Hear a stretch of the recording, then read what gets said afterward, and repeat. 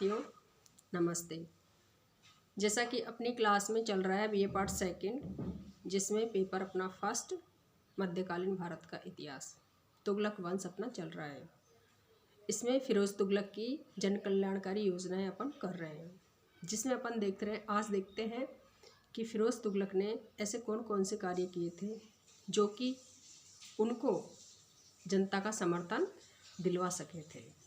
चूँकि मोहम्मद बिन तुगलक की जो योजना असफल रही थी, उनसे सारी जनता में बहुत अधिक असंतोष और अव्यवस्था की स्थिति फैली हुई थी, जिससे उभरने के लिए फिरोज शाह तुगलक ने कुछ ऐसे कार्य किए थे जिससे कि जनता में उनके प्रति विश्वास एवं समर्थन की स्थिति पैदा हो सके, और वो उन्होंने प्राप्त किया था।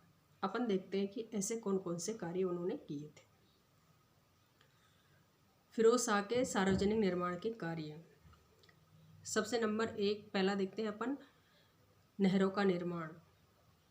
फिरोज तुगलक ने कृषि को प्रोत्साहन देने के लिए सिंचाई के लिए अनेक नहरों का निर्माण करवाया था। फिरोज को नहरों के निर्माण में बहुत अधिक गहरी रुचि थी। उसने सिंचाई के लिए एक अलग से विभाग बनवा दिया था। उस विभाग को नहरों को खुदवाने का कार्य सौंपा गया था।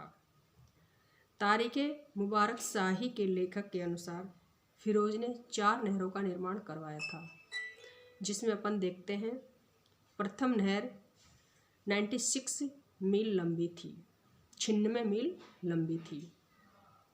यह सतलज नदी से निकल करके शहबाज तक को जाती थी।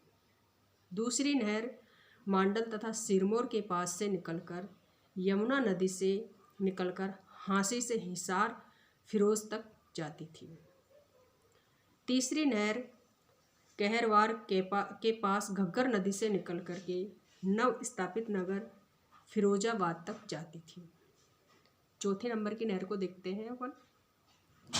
चौथी नहर यमुना नदी से बुदाई या बधनी के निकट से निकल करके इसार फिरोज तक जाती थी। फिरोज द्वारा निर्मित नहरों से कृषि में बहुत अधिक वृद्धि हुई थी। इससे राज्य की आय में बहुत अधिक वृद्धि हुई थी। अपन देख रहे हैं फिरोज शाह तुगलक के द्वारा नहरों का निर्माण। चूँकि कृषि के कार्य में बहुत अधिक अव्यवस्था फैली हुई थी, जिसके कारण फिरोज शाह तुगलक ने कई नहरों का निर्माण करवाया था। नहरों में उसने 4 नहरों का निर्माण करवाया था, जो कि अपन देख चुके हैं। इससे कृषि के क्षेत्र में बहुत अधिक उन्नति हुई थी। आगे देखते हैं बाग लगवाना। फिरोज को बाग लगवाने का बहुत ही शौक था। उसने साम्राज्य के विभिन्न भागों में अनेक बाग लगवाए थे। दिल्ली के आसपास ही उसने लगभग 1200 बाग लगवाए थे। इन बागों में इतने फल पैदा होते थे कि इससे सुल्तान को 1,80,000 टंका की वार्षिक आय प्राप्त होती थी। अगला देखते हैं परोपकार के कार्य। फिरोज प्रथम मुसलमान सुल्तान था, जिसके द्वारा विशाल मात्रा में जनहितकारी कार्यों का निर्माण किया गया था। फिरोज ने दिल्ली में कोटला, फिरोजाबाद, फतेहाबाद, हिसार, जौनपुर तथा फिरोजपुर आदि नगरों की स्थापना करवाई थी। उसने अनेक मस्जिदें, महल, मदरसे, जलाशयों, पुलों और यात्रियों की सुविधा के लिए सराहें आदि का निर्माण करवाया था। उसने पूर्ववर्ती सुल्तानों द्वारा निर्मित सभी मकबरों, महलों तथा मस्जिदों की मरम्मत भी करवाई थी। इसी में अपन आगे देखते हैं, वह अशोक की 2 लाटों को उठवा करके दिल्ली लाया था, एक टोपरा में और दूसरी मेरठ शहर के निकट से।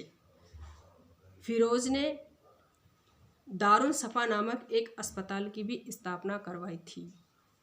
इसमें जनता की मुफ्त चिकित्सा के लिए उसने अनेक चिकित्सक रखे थे। यहाँ पर औषधियाँ तथा कुछ मामलों में भोजन भी मुफ्त में ही दिया जाता था। इस प्रकार से फिरोज शाह तुगलक ने इतने सारे कार्य जन कल्याण के लिए करवाए थे। वह ऐसा एक प्रथम मुस्लिम शासक था जिसने जनहित का इतना ध्यान रखा था। इसी में आगे देखते हैं एक विवाह के लिए एक कार्यालय की स्थापना।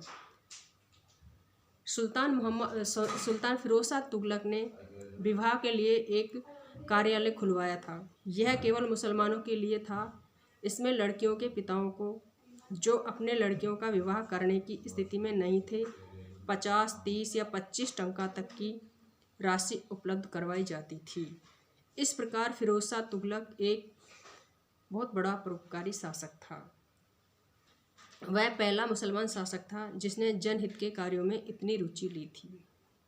प्रिय विद्यार्थियों, अपन देख रहे हैं कि फिरोज शाह तुगलक जो कि एक ऐसा पहला मुस्लिम शासक था जिसने जनहित के लिए इतना ध्यान रखा और जनहित के कार्यों के लिए उसने इतनी रुचि इसमें ली, और इससे उसको जनता का विश्वास प्राप्त हुआ और मोहम्मद बिन तुगलक के समय की जो अव्यवस्था फैली हुई थी उसमें भी काफ़ी सुधार हुआ। धन्यवाद दोस्तों। अब अपन अगली क्लास में देखेंगे।